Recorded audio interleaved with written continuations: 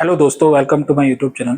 मेरा आज का टॉपिक है फैटी लीवर। फैटी लीवर इतना कॉमन है कि आपके अगर हल्का सा भी पेट में दर्द हुआ, आप जाओगे डॉक्टर के पास अल्ट्रासाउंड कराने के लिए, कुछ निकले ना निकले, फैटी लीवर तो निकल ही जाएगा। ऑलमोस्ट हर पेशेंट का निकल जाता है, इतना कॉमन है। और जब वो डायग्नोज हो जाता है पेशेंट फैटी लीवर के साथ, तो उसका ट्रीटमेंट डॉक्टर स्टार्ट करता है। ट्रीटमेंट हो भी जाता है, लेकिन पेशेंट को यही नहीं पता चलता कि फैटी लिवर एक्चुअल में क्या है और इसमें क्या क्या होता है। ठीक है, तो वही आज जो गैप है उसको फिल करने के लिए हम लोग ये वीडियो बनाते हैं।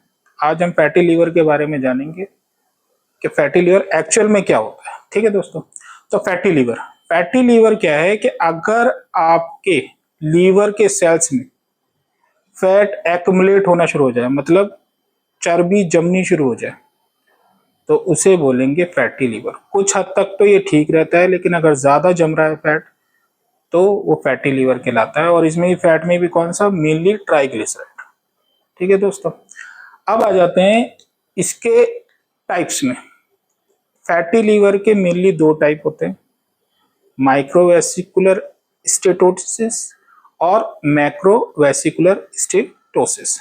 अब ये माइक्रो वर्ड क्या होता है? जहां भी आप माइक्रो वर्ड देखें, माइक्रो का मतलब होता है छोटा, वेसिकल का समझ लीजिए आप जैसे कि बूंद होती है ना, उस टाइप का समझ लीजिए।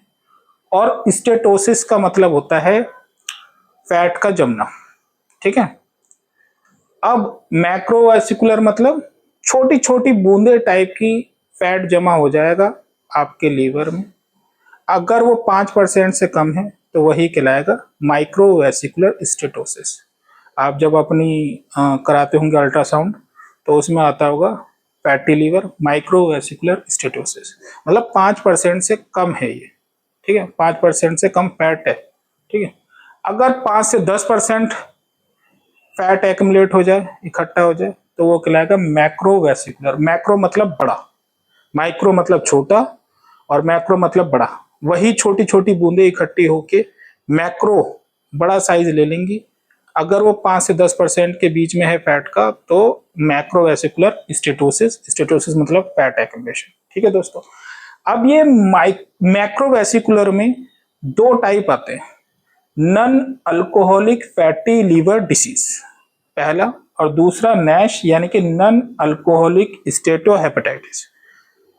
ये दो वर्ड आप देखते होंगे, आपके रिपोर्ट में होता होगा अल्ट्रासाउंड की। तो ये क्या होता है एक्चुअल में, मैं बताता हूं आपको।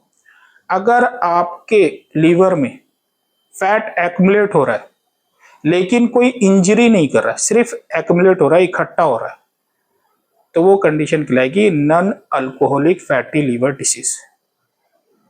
अभी तक कोई इंजरी नहीं करी है उसने, लेकिन अगर वही फैट की वजह से लीवर में इंजरी हो रही है, और इंजरी अगर हुई तो उसे कहेंगे हेपेटाइटिस।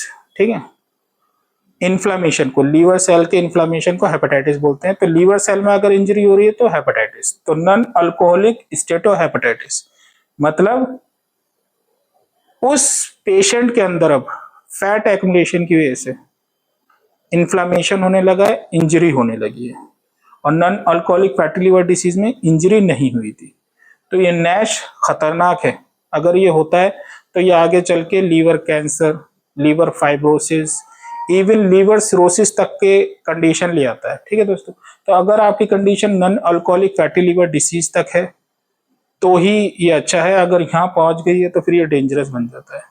अब इसे नॉन अल्कोहलिक क्यों बोलते हैं, non alcoholic fatty liver disease? देखिए, जो फैटी लीवर डिसीज होती है ना, ये ज्यादातर लीवर की जितनी बीमारियां होती हैं मेनली उन लोगों के अंदर होती हैं जो अल्कोहल का कंजप्शन करते हैं। लेकिन ये बेचारे तो किसी भी चीज का कंजप्शन नहीं करते, अल्कोहल नहीं लिया लेकिन फिर भी एनएफएलडी हो गया, यानी कि non alcoholic fatty liver disease. तो ये बहुत कम लोगों में होता है, लेकिन हो जाता है। ठीक है दोस्तों, ऐसे ही मेरे एक पेशेंट था, उसको आ गया था नैश, नॉन अल्कोहलिक स्टेटोहेपेटाइटिस। तो वो मुझे बोला, डॉक्टर साहब मैंने तो कभी शराब भी नहीं पी, लेकिन फिर भी मुझे ये कैसे हो गया, इससे अच्छा तो पी ही लेते। तो ये कंडीशन है, आपका फ्यूचर में पता नहीं क्या हो जाए। ठीक है, तो अगर ये कंडीशन आ गई है नैश, तो फिर डेंजरस हो सकता है नॉन अल्कोहलिक स्टेटोहेपेटाइटिस। तो अब पहले हम डायग्नोसिस कैसे बनाएंगे ये जानने से पहले हम ये जान लेते हैं कि इसके सिम्टम्स क्या क्या होंगे। ठीक है।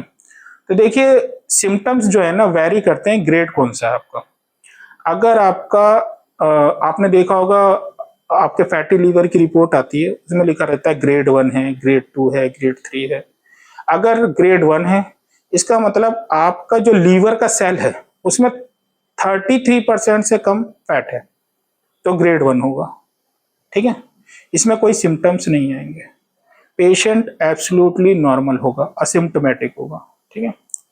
अब अगर ये बढ़कर ये फैट का जो परसेंटेज है 33 या 30% से बढ़कर 66% तक हो जाता है, तो ये कहलाएगा ग्रेड 2। और 66% से भी ऊपर चला जाता है 70% या 80%, तो फिर ग्रेड 3। ग्रेड 2 में भी ज़्यादा कुछ नुकसान नहीं हुआ होता है, इंजरी नहीं हुई होती है। स्टार्टिंग फेज में ही अगर पता चल जाता है कि ग्रेड 2 है, तो आप सिर्फ अपनी लाइफ स्टाइल चेंज करके, तला भुना मसाला ना खा के, ज़्यादा कैलोरीज ना लेके, एक्सरसाइज करके आप उसको कंट्रोल में कर सकते हैं। लेकिन ग्रेड 3 में इन्फ्लामेशन होना शुरू हो जाता है और वही सब आ सकता है, नैश आ सकता है, फाइब्रोसिस आ सकती है, सिरोसिस आ सकती है। तो ग्रेड 3 थोड़ा डेंजरस है। और ग्रेड 1 और ग्रेड 2 तो आप लाइफ स्टाइल मैनेजमेंट से भी कंट्रोल में कर सकते हैं। डायग्नोसिस में क्या क्या करेंगे आप। डायग्नोसिस अगर किसी का बनाना है तो बहुत सिंपल है, आप जाइए, डॉक्टर आपको अल्ट्रासाउंड लिखेगा, अल्ट्रासाउंड में आपका आ ही जाएगा फैटी लीवर। आप LFT कराइए, LFT liver function test, LFT कराएंगे तो उसमें आपका SGOT और SGPT बढ़ा हुआ आ सकता है। ठीक है। अब उससे भी ऊपर जाना है, मान लीजिए इंजरी हुई है और नैश आ रहा है।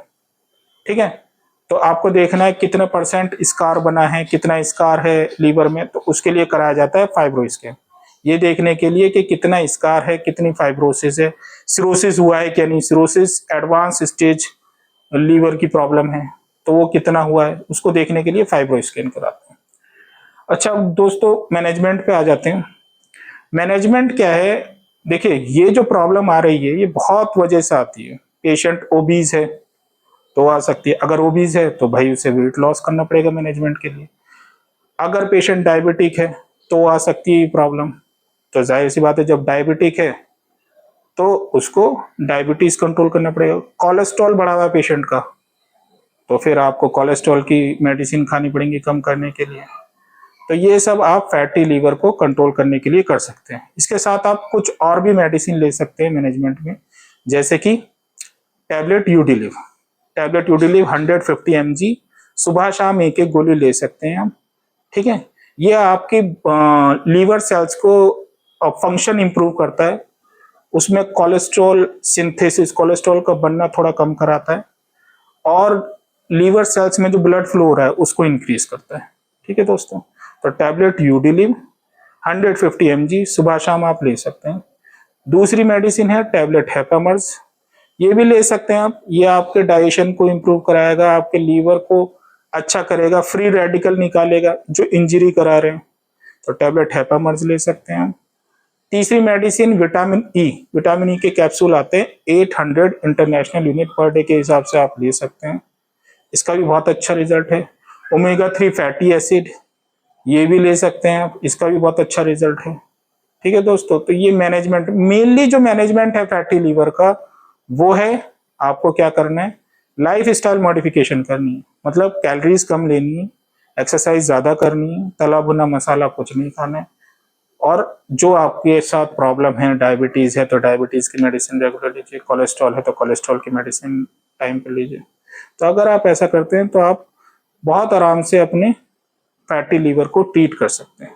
ठीक है दोस्तों, तो ये था मेरा आज का लेक्चर। अगर आपको मेरा लेक्चर पसंद आया तो आप मेरे चैनल को लाइक कीजिए, शेयर कीजिए और सब्सक्राइब कीजिए। Thank you.